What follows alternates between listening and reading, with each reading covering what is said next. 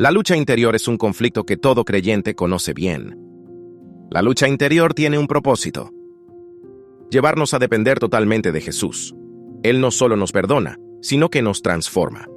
Aunque la batalla continúe en esta vida, ya no estamos condenados. Romanos 8:1.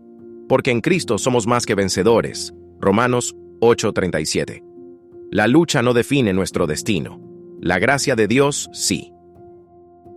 En Romanos 7:18, el apóstol Pablo expresa una profunda verdad sobre la condición humana. Y yo sé que en mí, es decir, en mi carne, no habita el bien, porque el querer el bien está en mí, pero no el hacerlo. Este versículo captura la esencia de la lucha interna que todo creyente enfrenta, el conflicto entre el deseo de obedecer a Dios y la tendencia humana al pecado.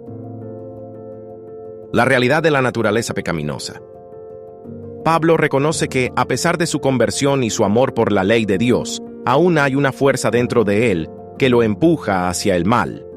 Esta carne no se refiere solo al cuerpo físico, sino a la naturaleza caída que heredamos desde Adán, Romanos 5:12. Aunque el Espíritu Santo mora en el creyente, Romanos 8:9, la inclinación al pecado no desaparece por completo en esta vida. Esto nos humilla, recordándonos que sin Cristo estamos esclavizados al pecado. Juan 8:34. El anhelo por el bien versus la incapacidad de cumplirlo. Lo más doloroso de esta lucha es la frustración que genera. El querer el bien está en mí, pero no el hacerlo. Pablo no habla como alguien que se resigna al pecado, sino como alguien que anhela la santidad pero tropieza. Esto refleja la paradoja del cristiano. Somos justificados por fe, Romanos 5:1, pero aún batallamos contra hábitos, pensamientos y pasiones contrarias a Dios. Esta tensión nos enseña que la santificación es un proceso, no una instantánea. La esperanza en medio de la lucha.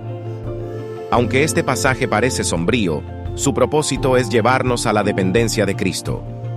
Pablo no se queda en la derrota.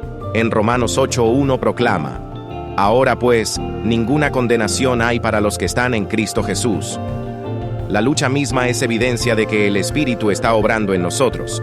Filipenses 2:13. Cuando fallamos, no debemos desesperarnos, sino acudir a la gracia. Hebreos 4:16. ¿Cómo vivir en esta tensión? Romanos 7:18 nos invita a reconocer nuestra debilidad. Negar el pecado que habita en nosotros es engañarnos. Primera de Juan 1:8. Clamar a Cristo, Él es nuestra justicia. Primera de Corintios 1:30 y nos fortalece. Filipenses 4:13. Perseverar. La lucha no define nuestra identidad. Somos hijos de Dios. Romanos 8:14. Y Él completará su obra en nosotros. Filipenses 1:6. La paradoja del cristiano, justificados pero en proceso. Esta tensión entre nuestra justificación por fe y nuestra lucha diaria contra el pecado revela una verdad profunda del Evangelio.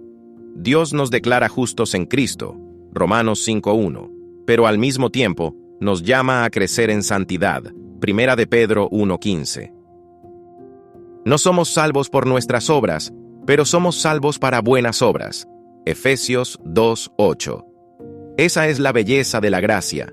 Dios nos acepta tal como somos, pero no nos deja como estamos. La santificación, un proceso de dependencia. Si la santificación fuera instantánea, caeríamos en el orgullo espiritual o en la desesperación ante nuestras caídas. Pero Dios, en su sabiduría, permite que la lucha continúe para que aprendamos a depender de Él día a día. Segunda de Corintios 12:9. Cada vez que tropezamos, descubrimos que su gracia es más fuerte que nuestro pecado, Romanos 5:20, y cada pequeña victoria es testimonio de su poder obrando en nosotros, Gálatas 2:20. El equilibrio bíblico, gracia y responsabilidad. Esta paradoja nos guarda de dos extremos: el legalismo, creer que nuestra perfección nos hace aceptables, y el libertinaje, usar la gracia como excusa para pecar. En cambio, nos lleva a vivir en gratitud, sabiendo que, aunque aún no somos lo que seremos, Primera de Juan 3:2, ya somos de Cristo, y Él nos transformará, Filipenses 1:6. La lucha no es señal de fracaso, sino de que el Espíritu Santo está actuando, llevándonos a la madurez en Él. Pablo termina este capítulo con un grito de auxilio. «Miserable de mí, ¿quién me librará?» Romanos 7:24. Pero la respuesta ya la sabe. Gracias doy a Dios por Jesucristo Señor nuestro. En nuestra batalla diaria, Él es la victoria. La honestidad de Pablo en Romanos 7 nos consuela. No estamos solos en la lucha, y nuestra debilidad no es el final de la historia. Cristo, que venció al pecado, nos asegura que, donde abundó el pecado, sobreabundó la gracia. Romanos 5:20. Sea la honra y la gloria para Dios. Amén.